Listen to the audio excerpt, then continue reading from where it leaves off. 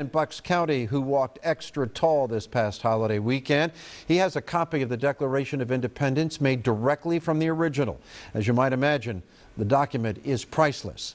Action News reporter Amy Buckman spoke to this collector today. While Monday's Independence Day celebrations were vibrant and colorful, the actual document that started it all, the Declaration of Independence, is faded and practically illegible. That's why collector Tom Lingenfelter says this copy of the Declaration is so exciting.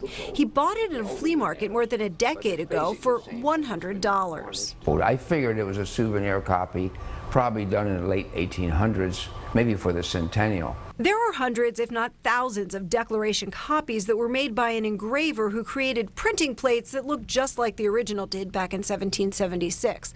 But through research, Tom learned his copy was made from the original in the 1840s using a process called anastatic printing. They get the original, put an acid-based solution on it, take a zinc plate, put it on the document under pressure for a few minutes.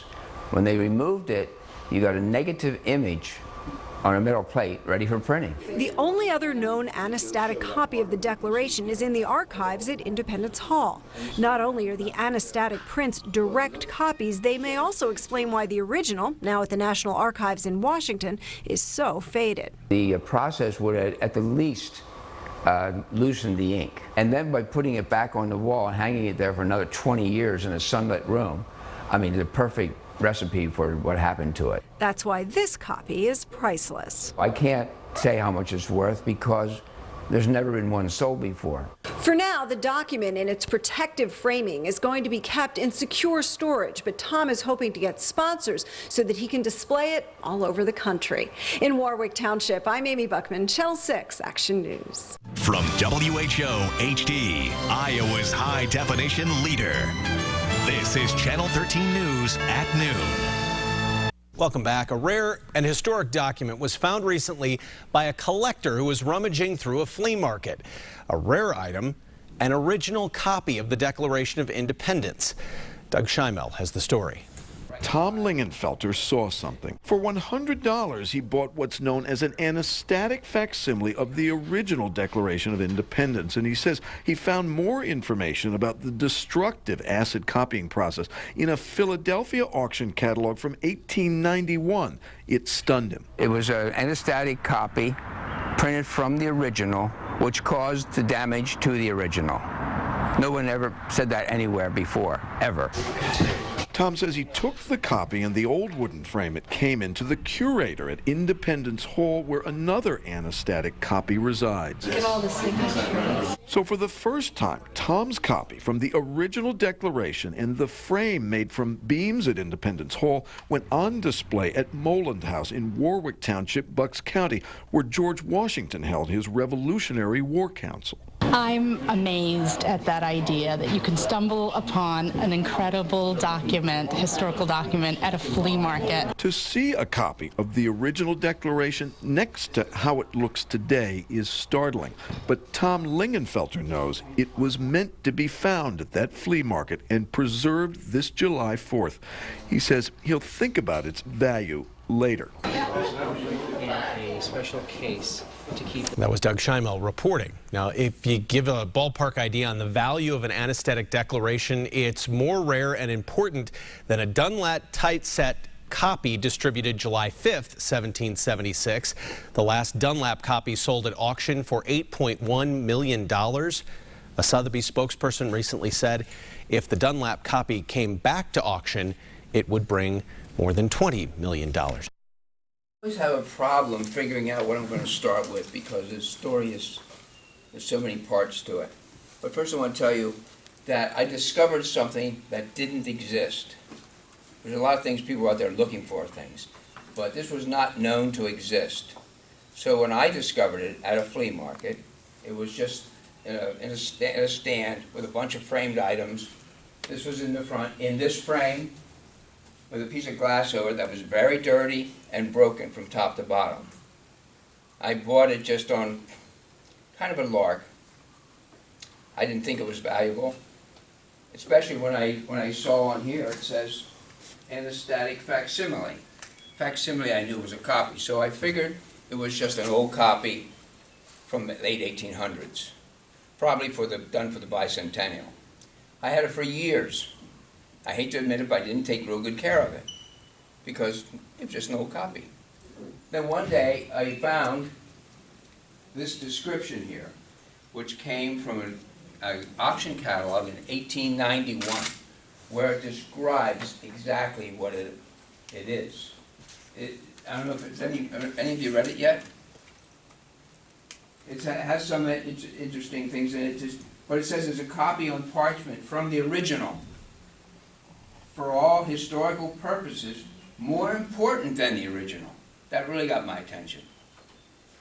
As to make this, they allowed the original document to be placed under a certain process, which enabled the projectors of the scheme to make a facsimile from the original. That got me really interested, because there is another copy around done by an engraver that looks very much like this, and I thought maybe that's what it was.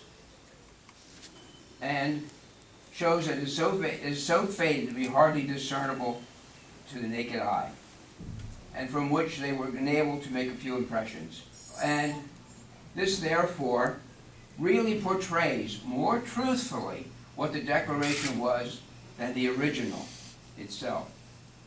And the frame came from wood made from the original timbers of Independence Hall during an alterations. I discovered that was done in 1846. Now, that's all I had, was that. I had no proof of anything. I never heard of the anastatic facsimile or the anastatic process, and no one else did either. But I found this because I discovered a person who was interested in anastatic printing from Ireland. I got in touch with him and I said to him, since you're interested in anastatics, and he bought all kinds of anastatic printings, engravings, and so forth. And he never paid that much for them because no one else wanted them. So I asked him, well, did you ever hear of an anastatic copy of the Declaration of Independence? He said, what's the Declaration of Independence? But about 2 weeks later, he sent me this information that he found in an old catalog in the archive somewhere. I have since then got a copy of the catalog. But that triggered the whole thing. But so I had to prove that what was said here was actually true.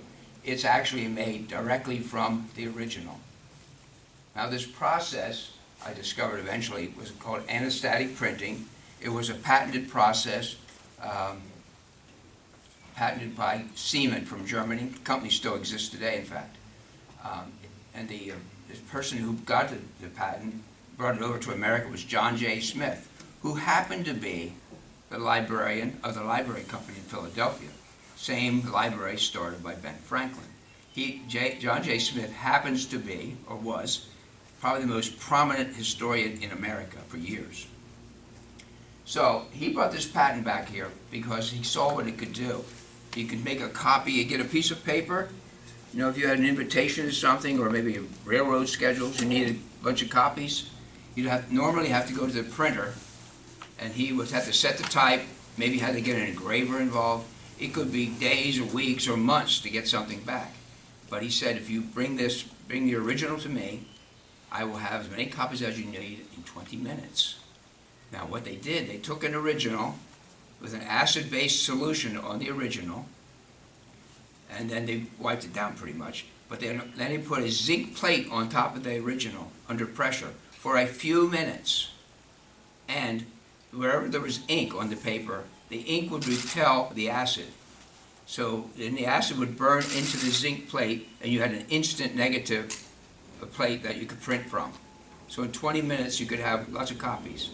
And he was excited about it, primarily because he saw the commercial use that it could be used for. And that did happen for a short while. But one of the first things he did was a map of Pennsylvania and the Declaration, and he advertised it. I think he probably did that because it got attention. For one thing, he did 200 maps, and he sold those. But he only made a few impressions of the Declaration. I assumed that the reason he only did a few was because they didn't print anything like this unless they had subscribers first. The Declaration of Independence was not thought of as much then as it is now, because they were living it rather than reading about and needing a piece of paper. Plus, it was probably expensive. I think it was $10, which was a lot of money then. So he made a few impressions. We don't know how many. I found 2 references where he said a few impressions were made. I believe that means there's probably, at the most, 10, probably, maybe 5. So far, there are only 2 authenticated copies. Now, the other copy was down at Independence Hall. They didn't know what it was. They thought the same thing I did, that it was a copy from the Centennial, 1876. But when I told them what anastatic printing was, then they found some records, and then we realized that we had something very unusual. It is the only true copy of the original Declaration of Independence. Now, there's the other copy that you see that looks just like this, was done by the engraver 20 years previously. He did it with engraving techniques. He has, to this day, been blamed for destroying the original. But there's no proof of that. They claim that he used a wet transfer process because, looking at the original, they are sure that somebody must have done something wet to it at one time. And he was the only suspect. So he got blamed for it. But it took him 3 years to do the engraving on a copper plate. If he would have used a wet transfer, he would have had it done much faster than that. And nobody said anything about damage to the original until 10 years after this process was done. I discovered that too. So in 1846, the original was subjected to this process. 1856 is the first thing I found. Is somebody said they saw it hanging in the patent office, the original, and that was damaged and almost unreadable. Now, I have this is a scan of the original as it looks today. And it looked pretty much like this probably in 1840 or 1856. 10 years before that, it looked like that. The only difference is the color. That is kind of, well, it's darkened. That's because at some point they put a varnish on it. They frequently did that because the paper is pretty fragile. It's not really good quality paper. And the varnish would tend to hold the paper together. But eventually, the varnish starts to crack and peel and wrecks the piece. This was, and the one at Independence Hall is pretty much the same as mine. Their difference is, theirs was torn into 3 pieces, and they put it back together again. Theirs has a little more damage, and it's slightly lighter than mine. Originally, it probably looked more like an off-white, and that's what this was originally too. But this is what the original looks like today. So basically, when they said here, it's historically more important than the original because you can read it. Because you can't read the official legal document because it's virtually unreadable. So this is the only true copy. It also proves that the engraver did a superb job. They're very similar. He probably did a 99%, maybe 99.5 job. But the difference is this is made directly from the original and his isn't. This is a little different. They're a little different size. It's hard to see. Naked eye, you can't see much of it unless you study it for quite a while. So originally people thought, well, that's just a copy of the engraver's copy. And there are a couple hundred copies around. And they usually sell for anywhere from 40,000 to 600,000, depending what stage of printing they were in. So that is the essence of it, is the only true copy of the original. And Independence Hall has the other one. I think there is one other one, which I'm going to be authenticating hopefully in the next year or so. But 3 is not very many. That brings up some other stories here.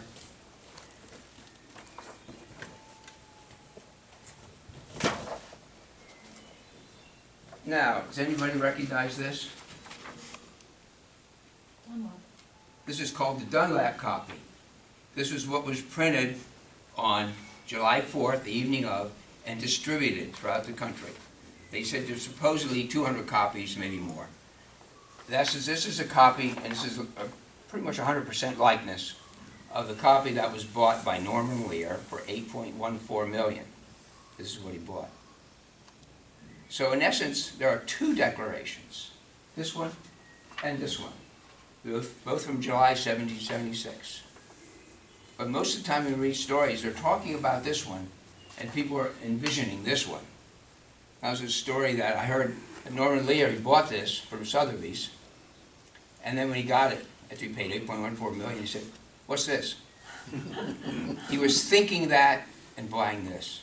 But he kept it, and he showed it all over the country, and to mostly college campuses, trying to get people registered to vote and so forth. Recently, he sold it for $20 million, so-called. But I know another fellow has a copy of this. I talked to him the other day. He paid, it was earlier on, he paid $1.6 million for it. He since discovered that his copy is George Washington's copy. He now has it insured for $25 million. And I think it's worth up to 100 probably if it's George Washington's.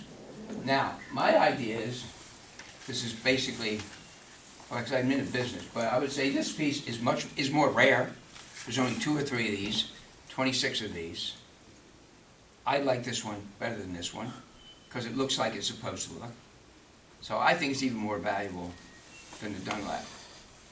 That has to be proven yet, though, of course, by a buyer. Now, there's one other thing here that's kind of interesting. If you'll notice, the titles on these two are different. Did anybody ever recognize that before? Nobody ever talks about it. You don't understand? They're 2 different titles. There's a whole story there. This one up here says, Unanimous Declaration of the 13 United States of America. This one says, a declaration by the representatives of the United States of America in General Congress assembled. Now, why are they different? Somebody must know. It's not telling.